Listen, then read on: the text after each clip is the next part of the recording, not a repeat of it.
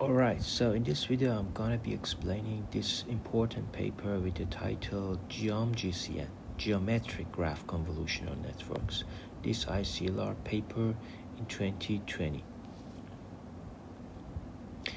Message passing neural networks have been successfully applied to representation learning graphs in a variety of real-world applications.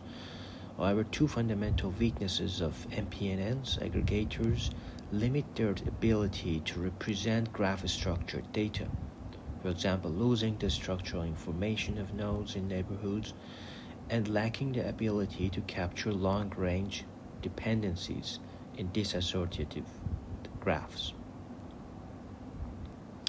Field studies have noticed the weaknesses from different perspectives, from observations in classical neural network and network geometry.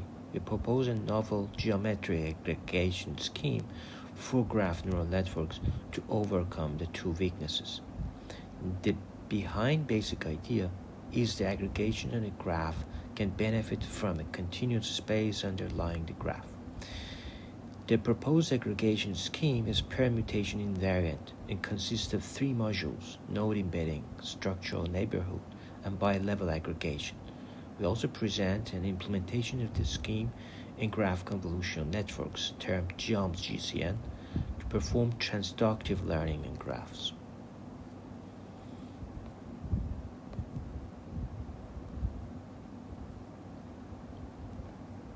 Oh, this is very important.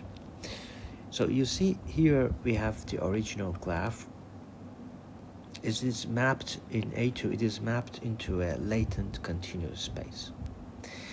Now in B1 and B2, we have the structural neighborhood. All adjacent nodes lie in a small region around the center node in B1 for visualization.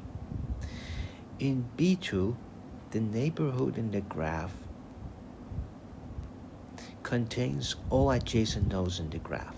The neighborhood in the latent space contains the nodes within the dashed circle whose radius is rho.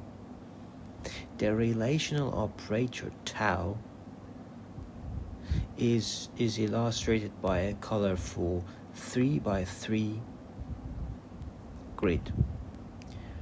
This grid where each unit is corresponding to a geometric relationship to the red target node.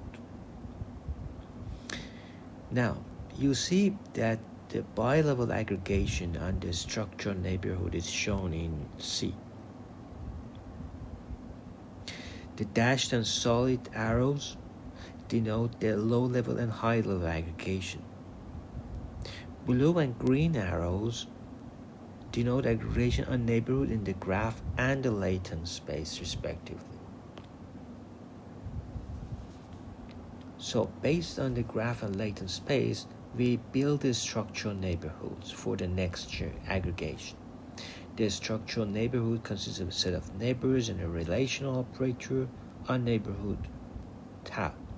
The neighborhood is a set of adjacent nodes of V, and the neighborhood in the latent space, this one, is the set of nodes from which the distance to V is less than this pre-given parameter rho.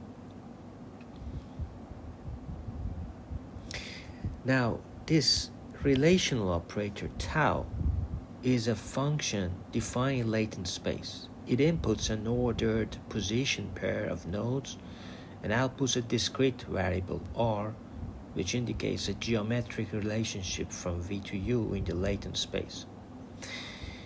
This R is the set of geometric relationships. Then we do bi-level aggregation with this structured neighborhood N of V.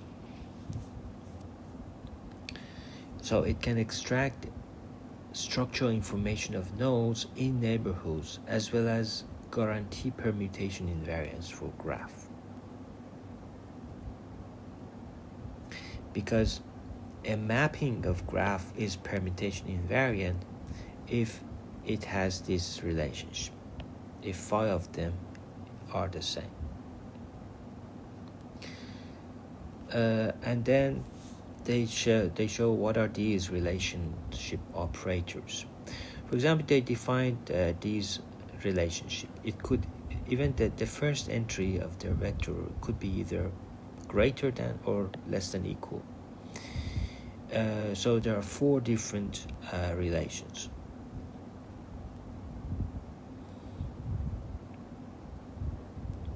So these are the results on Texas Squirrel, Chameleon, PubMed, and these data sets. They compare, for example, graph convolution and graph attention to their models.